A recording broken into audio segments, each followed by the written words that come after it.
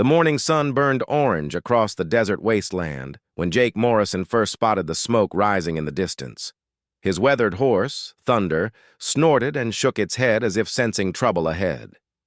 Jake had been riding these borderlands for 3 years now, ever since the war ended and left him with nowhere else to go. He knew the signs of danger when he saw them. The smoke was too thick and black to be a campfire. Something was burning that shouldn't be burning. Jake pulled his wide-brimmed hat lower over his eyes and urged Thunder forward. In this harsh land between Texas and Mexico, trouble usually meant someone was dying or already dead. As he rode closer, the smell hit him first, burning wood mixed with something else he didn't want to think about. Then he heard the voices, rough men laughing and shouting in English. Jake slowed Thunder to a walk and dismounted behind a cluster of red rocks. He crawled to the edge and peered down into a small valley. What he saw made his blood run cold. 3 young Apache women stood on wooden boxes beneath a large cottonwood tree. Ropes hung around their necks, tied to sturdy branches above. The boxes were the only things keeping them alive. Around them, 6 white men in dirty clothes stood drinking from bottles and making crude jokes. One of the men, tall with a black beard, seemed to be in charge. He wore a sheriff's badge that glinted in the sunlight, but Jake had never seen him in any town. The man walked up to the youngest of the 3 women, who couldn't have been more than 16. "Last chance, little Indian," the fake sheriff said with a cruel smile. "Tell us where your people are hiding the gold, and we might let you live." The girl raised her chin and spat at his feet. Her dark eyes showed no fear, only hatred. The other 2 women stood just as proud, though Jake could see their hands shaking. "Suit yourself," the bearded man said. He nodded to one of his men who stepped forward and kicked the first box. The girl dropped, but the rope went tight around her neck before she could fall far. She struggled, her feet dancing in the air as she fought for breath. Jake had seen enough.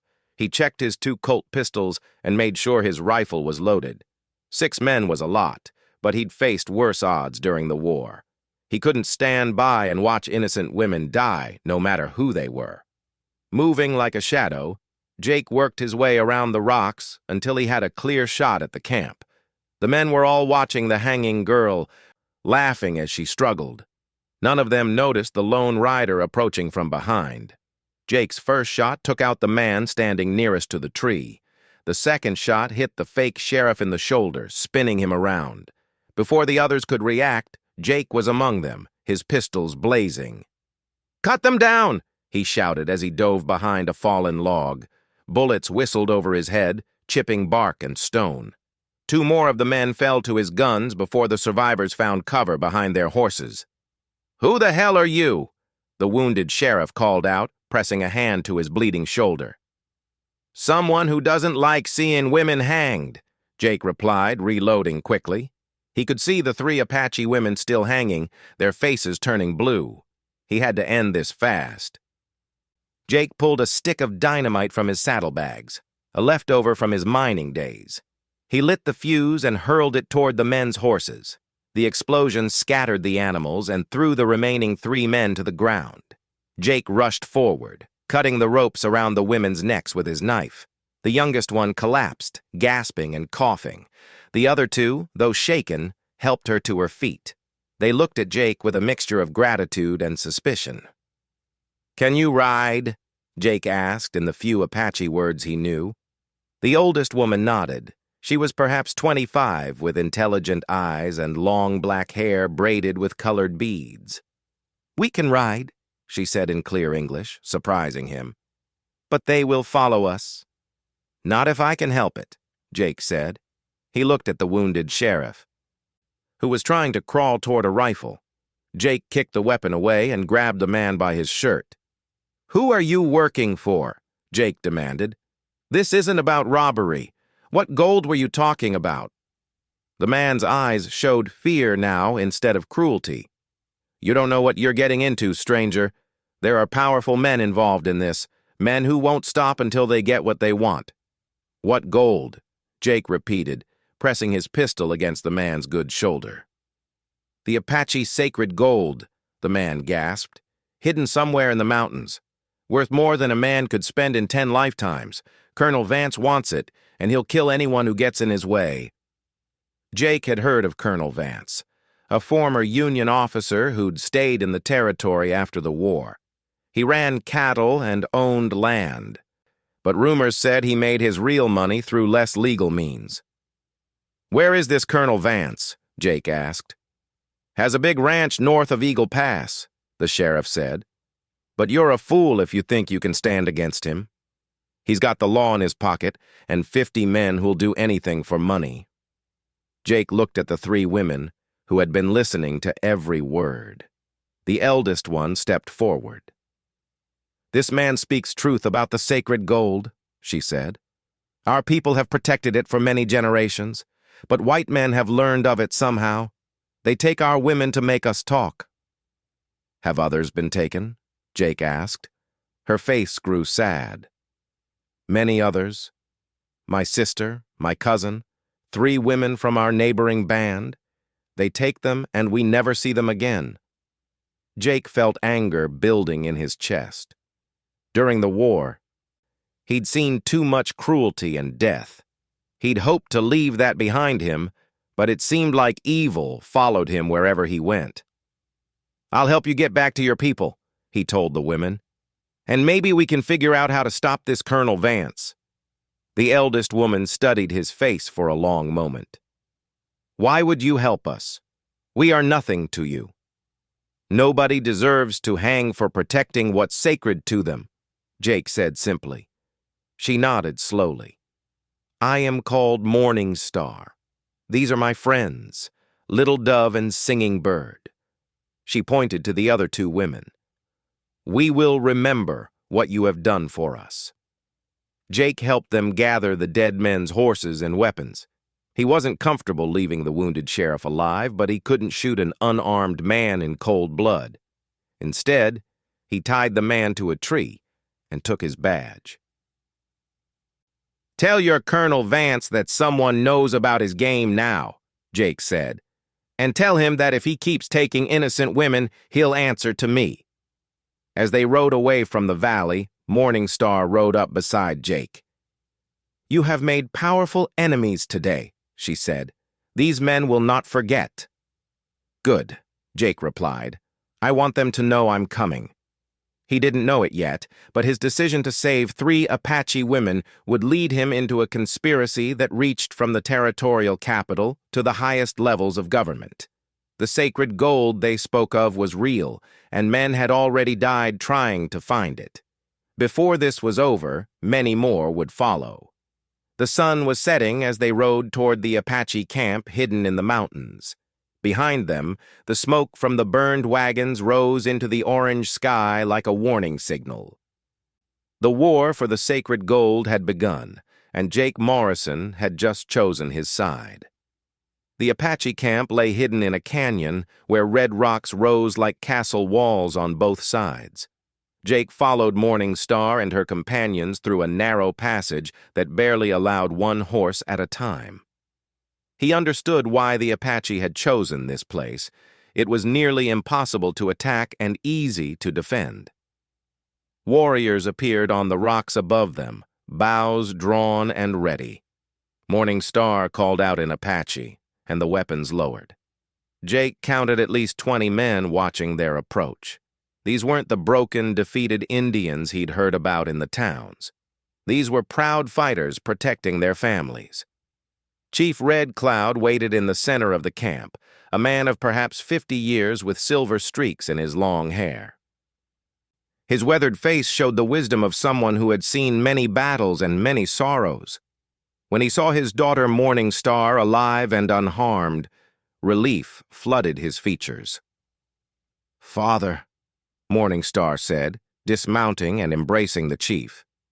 "This man saved us from the rope. The white men would have killed us if he had not come." Red Cloud studied Jake with sharp eyes. "You are the one they call the Lone Rider. We have heard stories of you in the towns. Some say you are a good man. Others say you bring trouble wherever you go." Both are probably true, Jake said, dismounting from Thunder. But I don't stand by when innocent people are hurt. Red Cloud nodded slowly. Morning Star tells me you know about the sacred gold. This brings great danger to you. Jake looked around the camp. He saw women and children, old men and young warriors. They all looked thin and tired, like people who had been running and hiding for too long. Tell me about this gold, Jake said, and tell me why Colonel Vance wants it so badly. Red Cloud gestured for Jake to sit by the fire. The other Apache gathered around to listen. Children peeked out from behind their mothers' skirts, curious about the white stranger who had saved their women. Long ago, when the Spanish came to this land, they forced our people to work in their mines, Red Cloud began. For many years, our ancestors dug gold and silver from the mountains. The Spanish took most of it, but our people were clever. They hid some of the gold in a sacred place, protected by ancient spirits. The chief paused to light a pipe, sharing it with Jake in the traditional way. When the Spanish left and the Americans came, we thought the troubles would end. But white men always want more. They heard whispers of the hidden gold, and now they hunt us like animals. How much gold are we talking about? Jake asked. An old woman sitting near the fire spoke up. Her name was Grandmother Willow, and her eyes were white with age, but her voice was strong. Enough to buy an army, she said. Enough to make a man more powerful than kings. The Spanish worked our people for 50 years. Much gold was hidden. Jake felt a chill despite the warm fire. That much gold would attract attention from very powerful people. No wonder Colonel Vance was willing to hang innocent women to get information. Show him the map, Father, Morning Star said quietly. Red Cloud hesitated, then went to his teepee. He returned with an old piece of deerskin covered in symbols and markings.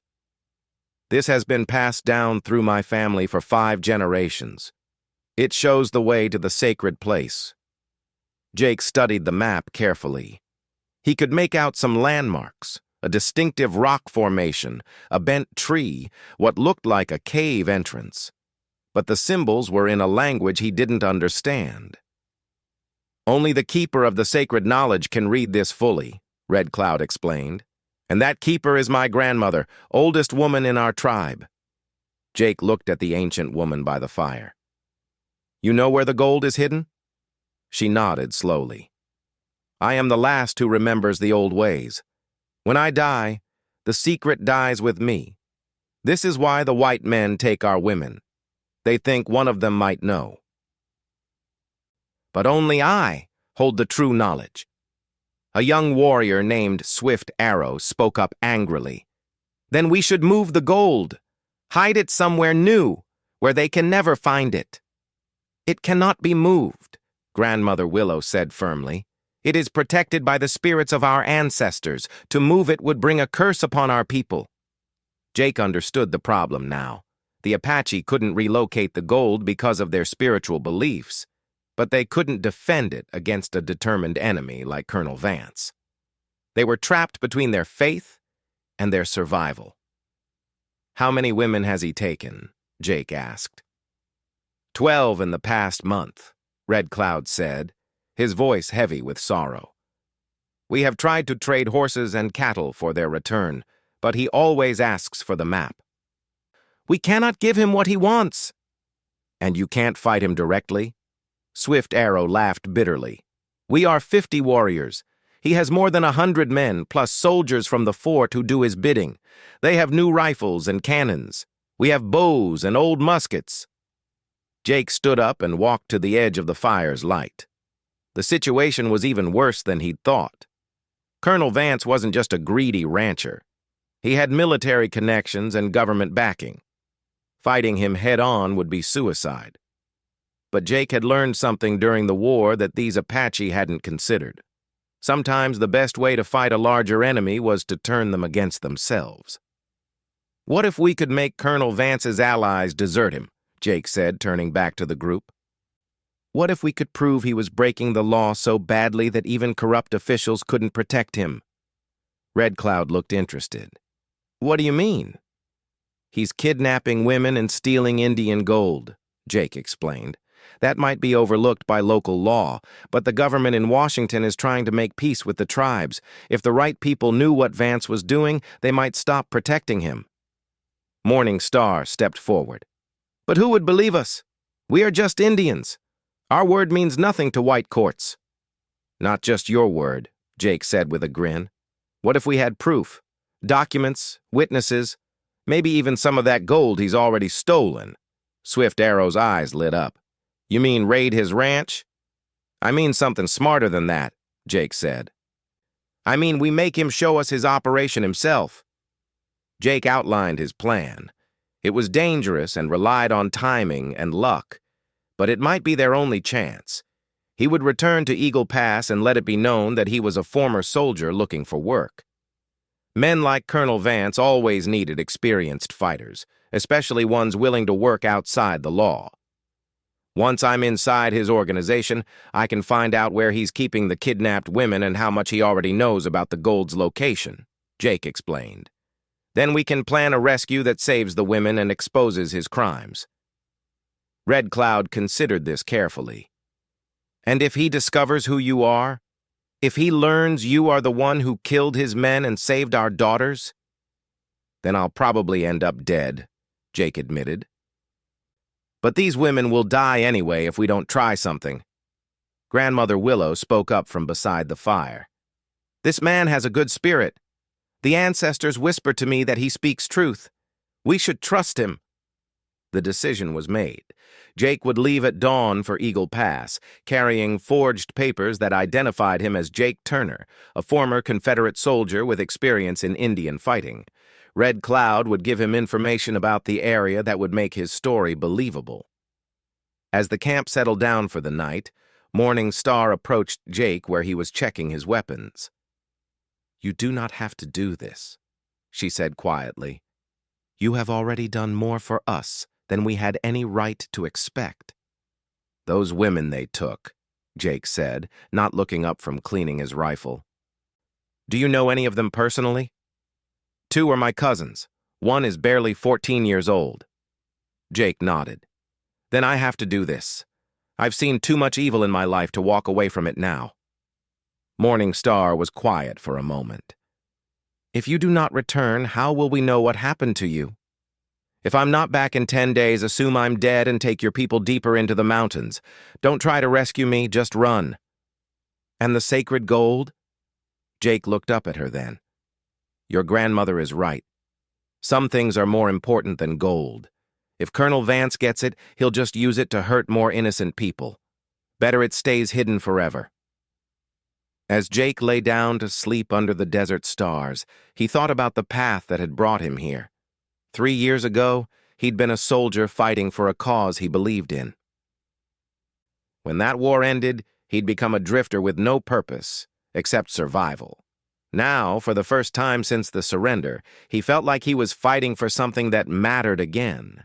Tomorrow, he would ride into the most dangerous situation of his life, pretending to be someone he wasn't in order to infiltrate an enemy camp. If he failed, the Apache women would die, and Colonel Vance would get his hands on enough gold to become untouchably powerful. But Jake had learned something important during his years as a soldier and a wanderer. Sometimes the most hopeless fights were the ones most worth winning, and sometimes a lone rider could change everything if he was willing to risk everything. Jake rode into Eagle Pass 3 days later, looking every inch the broken-down former soldier he was pretending to be. He'd dirtied his clothes, let his beard grow scraggly, and practiced the bitter, defeated expression he'd seen on so many men after the war. His forged papers identified him as Jake Turner from Mississippi, a former Confederate captain with nothing left to lose. The town of Eagle Pass squatted beside the Rio Grande like a collection of wooden boxes scattered by the wind. Saloons and gambling halls lined the main street, along with a general store, a hotel that had seen better days, and a sheriff's office that looked suspiciously well-maintained compared to everything else. Jake tied Thunder to the hitching post outside the Broken Wheel Saloon and pushed through the bat-wing doors. The place was full of the kind of men he expected, drifters, gunfighters, and others who lived on the wrong side of the law. At a corner table, he spotted the man he was looking for. Frank Rawlings was Colonel Vance's chief recruiter, a thin man with pale eyes and hands that never strayed far from his guns. Jake had learned about him from Red Cloud, who had spies in town despite the danger. Rawlings was always looking for experienced fighters, willing to do dirty work for good pay. Jake ordered whiskey and made sure to complain loudly about his lack of money and prospects. Within an hour, Rawlings approached his table. "Heard you talking about needing work," Rawlings said, settling into the chair across from Jake. "Name's Frank Rawlings. I might know of some opportunities for a man with your experience." "Jake Turner," Jake replied, extending his hand. "And I'll consider any honest work that pays well." Rawlings smiled coldly. Who said anything about honest work? The conversation that followed was exactly what Jake had expected. Rawlings explained that Colonel Vance needed experienced men for security work on his ranch. The pay was good, but the job required men who could follow orders without asking too many questions. "What kind of orders?" Jake asked, playing his role perfectly. "Sometimes we have to deal with Indian troubles," Rawlings said carefully. "The local tribes don't always respect property rights. Colonel Vance needs men who understand how to handle such situations." Jake pretended to consider this, then nodded. "I've fought Indians before. Lost everything I owned to Cherokee raiders back in Georgia. I don't have any love for them." It was a lie that made him sick to tell, but it was exactly what Rawlings wanted to hear. Within the hour, Jake was hired and riding toward the Vance Ranch with a group of other new recruits. The ranch sprawled across several thousand acres of good grazing land. The main house was a sprawling adobe structure that spoke of real wealth. But Jake's attention was drawn to a smaller building behind the main house, a stone structure with barred windows that looked more like a jail than anything else. Colonel Marcus Vance was a big man in his 50s, with silver hair and the bearing of someone accustomed to command. He wore expensive clothes but carried himself like a soldier. When he met with the new recruits, Jake could see the intelligence and ruthlessness in his eyes. "Gentlemen," Vance said, addressing the group of 8 new men, "you're here because you understand that sometimes a man has to take what he wants in this world. The law doesn't always protect those who deserve protection, and it doesn't always punish those who deserve punishment." He paced in front of them like a general addressing his troops. "I pay well, but I expect absolute loyalty and complete discretion. What happens on this ranch stays on this ranch. Any man who can't accept those terms can leave now." None of the men moved. Jake studied Vance's face, looking for any sign that his disguise had been penetrated. But the colonel showed no recognition, only the calculating look of a man evaluating new tools. "Your first assignment will be simple," Vance continued. "We've been having problems with Apache raiders. They've been stealing cattle and harassing my men. I want you to send them a message they won't forget." Jake's blood ran cold. He was being asked to attack the very people he'd sworn to help, but he had to maintain his cover if he was going to learn where the kidnapped women were being held. "What kind of message?" asked one of the other recruits, a scarred man named Briggs. Vance smiled, and Jake saw pure evil in that expression. "The kind that involves fire and screaming. I want them to know that crossing me has consequences." That night, Jake was housed in a bunkhouse with the other men. He lay awake listening to their crude jokes and violent boasting, fighting the urge to reveal himself and start shooting. These weren't soldiers following orders.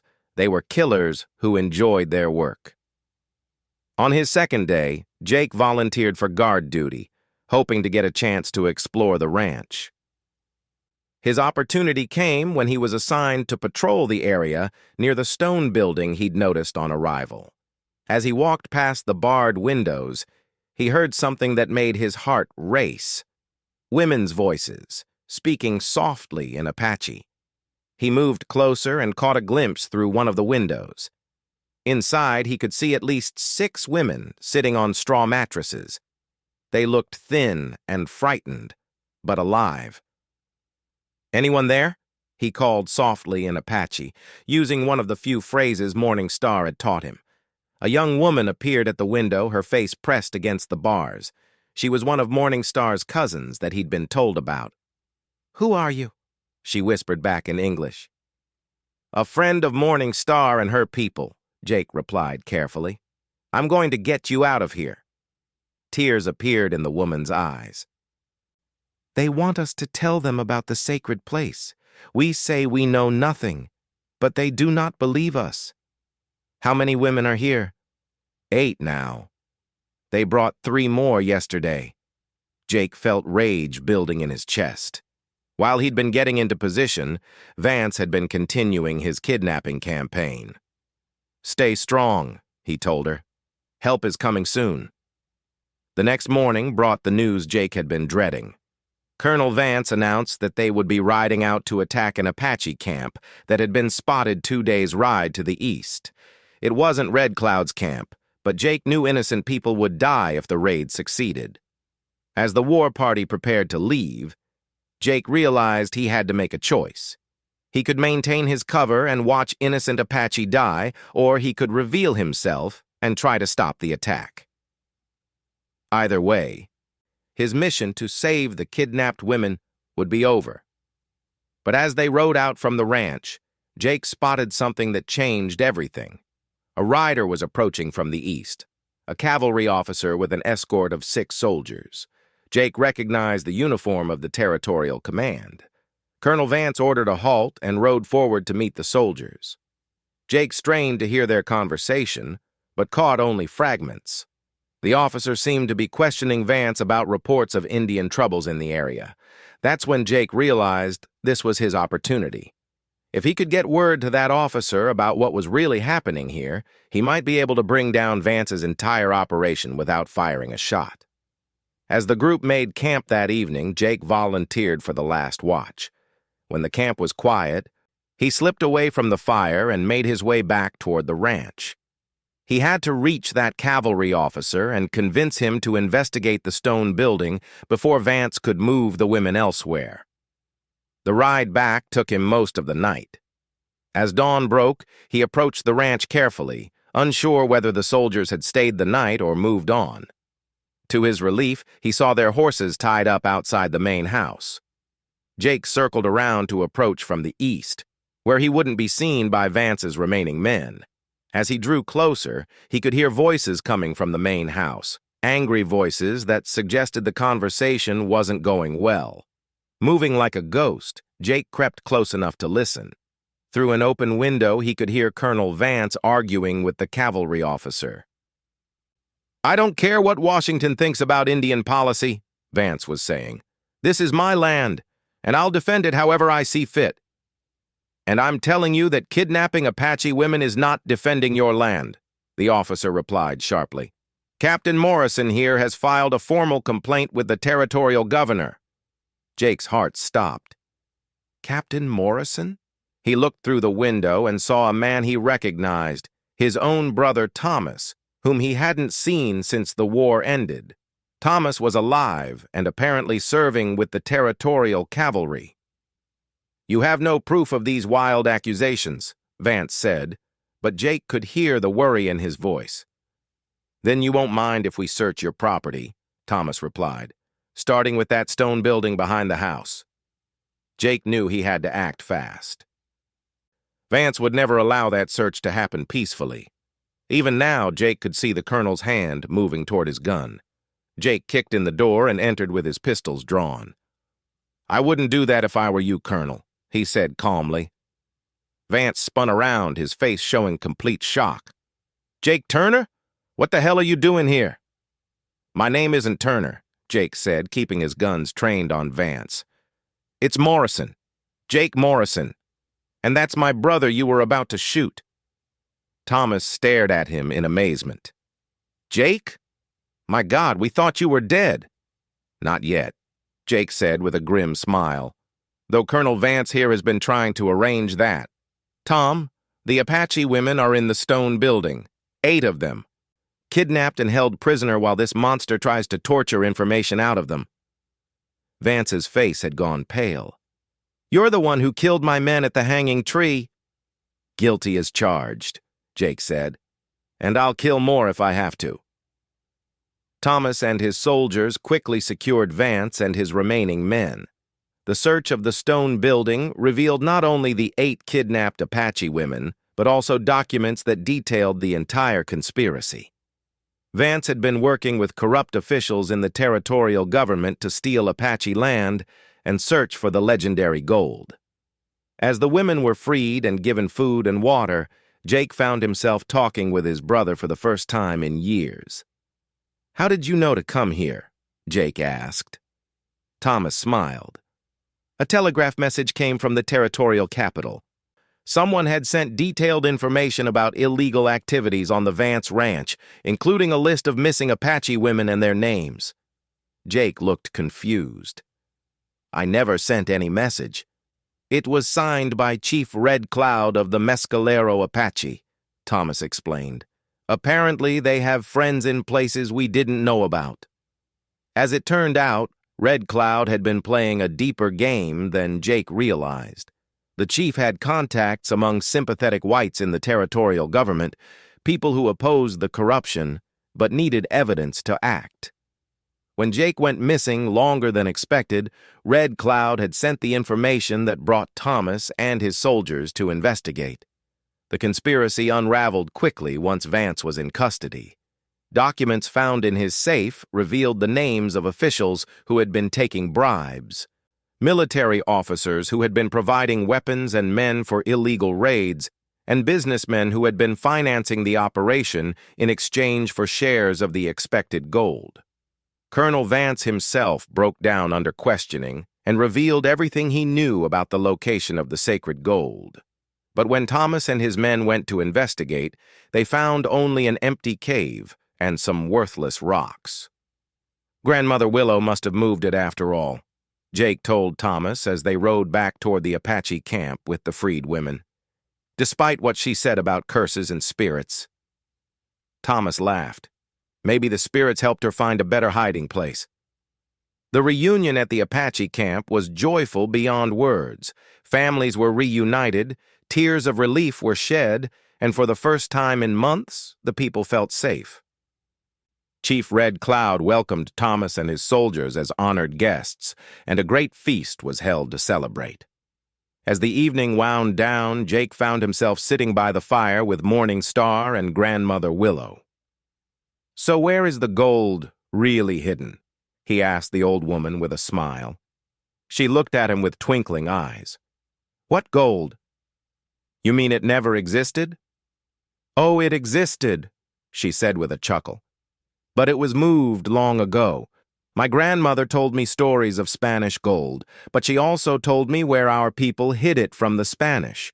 3 winters ago, when the white men first came asking questions, we took it far to the north and traded it to Canadian traders for things our people needed. Blankets, food, medicine. Jake stared at her in amazement. You've known all along that there was no gold left to find? Of course. But if the white men knew that, they would have found other excuses to take our land and hurt our people. Better to let them chase shadows while we planned for our real defense. Jake laughed and shook his head. The wise old woman had outsmarted everyone, including him. 2 weeks later, Jake stood in the main street of Eagle Pass watching a very different scene than when he'd first arrived. Colonel Vance and his men were being loaded onto a prison wagon for transport to the territorial capital for trial. The corrupt sheriff had already been arrested, and new honest lawmen had been appointed. Thomas had offered Jake a position with the territorial cavalry, but Jake declined. He'd had enough of uniforms and taking orders. Instead, he'd accepted an offer from Chief Red Cloud to work as a liaison between the Apache and the territorial government, helping to prevent future conflicts. You sure about this? Thomas asked as they prepared to say goodbye again. It's dangerous work, and the pay isn't much. Jake looked back toward the mountains where the Apache camp lay hidden. "I've got everything I need," he said. "Purpose, friends who trust me. And Morningstar said she might be willing to teach me more Apache words." Thomas grinned. "Ah, so that's how it is." "Maybe," Jake said with a smile of his own. "We'll see." As he rode out of Eagle Pass for the last time, Jake reflected on how much had changed in just a few weeks. He'd started as a lone rider with no direction and no hope. Now he had a place where he belonged and work that mattered. Behind him, the town was already changing. Honest merchants were moving in to replace the corrupt ones. Families were returning to homes they'd abandoned out of fear. The Apache would still face challenges, but they now had allies in the territorial government who would listen to their concerns. The sacred gold was gone, probably forever, but something more valuable had taken its place. Trust between people who had been enemies, and hope for a future where they could live in peace. Jake Morrison had finally found what he'd been searching for all along. Not gold or glory, but a reason to keep riding toward tomorrow.